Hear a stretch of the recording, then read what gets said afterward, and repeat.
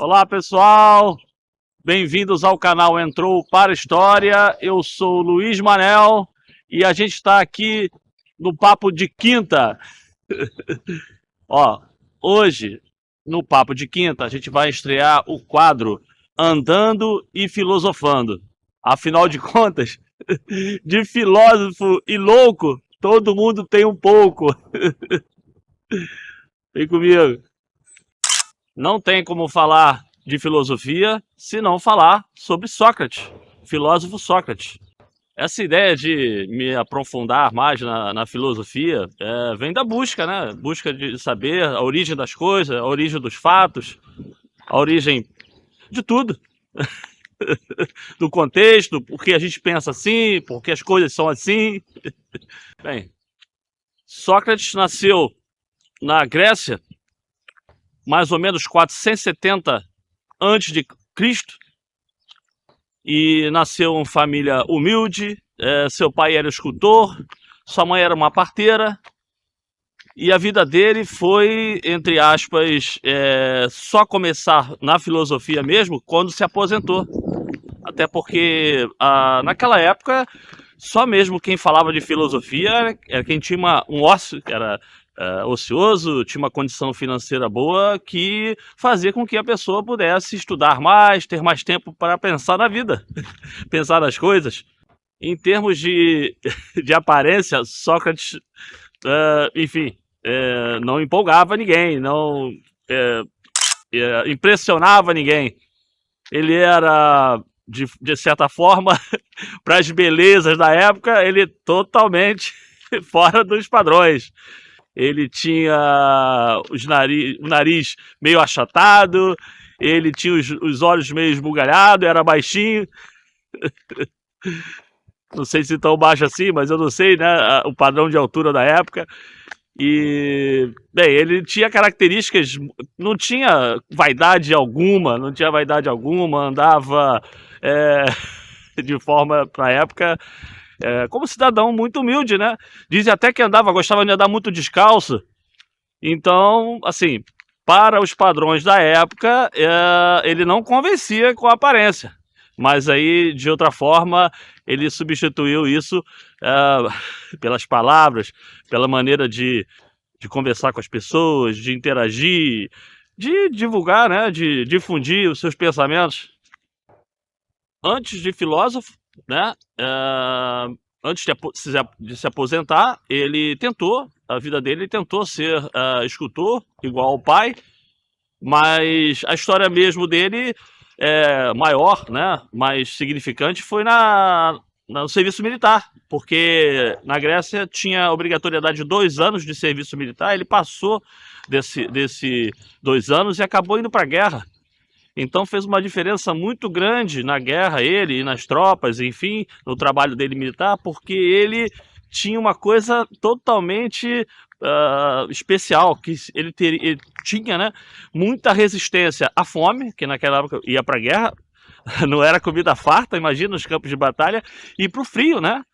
Então ele tinha esse referencial, talvez já o íntimo dele, né? Já a força dos pensamentos dele, daquela coisa de resiliência. Bem interessante, né? Essa coisa do sentimento ali. Bem, faz diferença, né? A importância de Sócrates para a filosofia é porque ele foi um divisor de águas na história.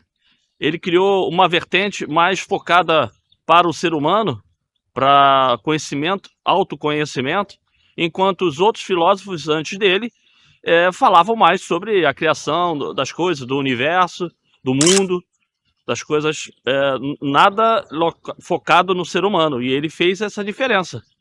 Tanto é que se diz pré-socrático, socrático e pós-socrático, divisão dos períodos. Tamanha a importância do que ele fez. Os filósofos pré-socráticos não deixaram de ser importantes, né? Até porque, por exemplo, né, na época era Zenão, era Tales de Mileto e era o Pitágoras. Na verdade, é só mesmo uma diferenciação que o Sócrates fez, mas eles não deixam de ser importantes na história. Aliás, são bem importantes, né? Só sei que nada sei. Quem é que não falou isso um dia, né? Pois é, essa frase é do Sócrates. Poxa, mas assim, essa frase parece que assume que ele não tinha conhecimento algum das coisas, né? Mas na verdade ele jogava com essas palavras para poder não criar um bloqueio com relação a aprender mais, a ficar mais aberto ao conhecimento. E ele tinha uma dialética que ficou muito famosa, né? Que era a maneira dele interpelar as pessoas para tirar delas o conhecimento, é, denominada manhêutica. Manhêutica, na verdade, no bate-papo, nos questionamentos, na maneira dele interrogar as pessoas para tirar dessas pessoas o conhecimento ou torná-las mais conhecedoras de alguns fatos. Ele fez meio porque manhêutica é dar à luz. Então ele usou mais ou menos a ideia da mãe parteira, né? E começou a usar a técnica. Essa técnica é muito conhecida, né? Método socrático. E fez com que a pessoa que estava dialogando, conversando, tentasse se conhecer a si mesmo e evoluir. Interessante, né? Certo dia, um dos seus seguidores, Querofonte, teve a ideia de ir ao oráculo de Delfos. O oráculo de Delfos era um local onde havia sacerdotisas que diziam ter respostas dos deuses para algumas perguntas, ou para todas as perguntas, né? Então ele perguntou no oráculo quem seria a pessoa mais sábia da Grécia. E a resposta foi que Sócrates seria a pessoa mais sábia.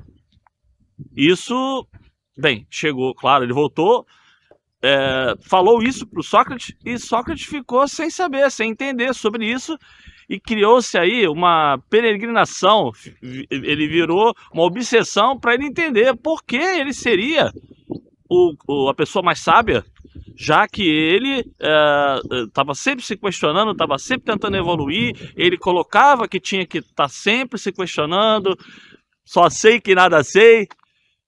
Aí ele saiu em busca das pessoas que ele achava que seriam as pessoas mais sábias, né? Que ele imaginava que fossem mais sábias, e foi até essas pessoas, começou a interpelar essas pessoas, questionar essas pessoas para entender. Eu acho que isso acabou, aí que acabou se tornando. Ele já tinha, com essas ideias, com esses pensamentos, a ideologia dele, ele já tinha conquistado. Na vida a gente não conquista só amigos, né? Ele já tinha conquistado alguns inimigos. E agora a coisa ficou um pouco mais complexa, que ele estava mexendo, estava interpelando pessoas conhecidas da época, pessoas influentes. Conhece-te a ti mesmo, também muito usado por Sócrates, mas na verdade essa frase estava escrito na entrada desse oráculo de Delfos, e ele acabou usando para si essa ideia de conhece-te a ti mesmo, que é forte, né? É forte. Inclusive, essa frase foi usada no filme Matrix, numa das cenas do filme Matrix, e onde tudo leva a crer que a gente precisa mesmo se conhecer a si mesmo para poder evoluir, correto? Bem, aí esses inimigos, através da opinião pública da época, com a influência, ele sofreu um assassinato de reputação. Qualquer semelhança não é mera coincidência para os dias atuais. Então, sofreu esse assassinato de reputação, e isso levou ao tribunal, acusando ele de sofista. Mas o que é sofista? Sofista eram pessoas que que ganhavam dinheiro para ensinar as pessoas a debater politicamente, debater sobre o assunto, porém eles faziam, entre aspas, a cabeça das pessoas, né? Mudavam as pessoas, direcionavam as pessoas para os pensamentos que eles tinham. né? Então ele foi julgado, foi condenado por ser um sofista, entre outras coisas também, por não acreditar no Deus da época, desdenhado Deus da época, enfim, foram várias acusações. Entende, né? O final dele foi ser condenado à morte pelo método de envenenamento. Ele teve que beber um veneno chamado cicuta. E mesmo com isso, ele... Mais uma frase dele, que seria: melhor sofrer uma injustiça do que cometer uma. Sócrates não escreveu livro algum, não deixou nada escrito. Ele, tudo da vida, tudo dele era na base focado no diálogo, né? Dois livros, são várias obras falando sobre Sócrates. Eu separo as duas que eu li, que são escritas por um dos principais seguidores de Sócrates, que a gente vai falar um pouco mais à frente, que seria Platão. Seria a obra Apologia de Sócrates. Apologia de Sócrates, na verdade, era a defesa dele, né? Falam da defesa dele, o diálogo da defesa dele, para que ele não fosse condenado à morte. O livro ali é muito legal, essa ideia de ler Apologia de Sócrates. Outro livro também, escrito por Platão, é um outro diálogo, mas dessa vez nos últimos dias de vida de Sócrates, que seria Fédon.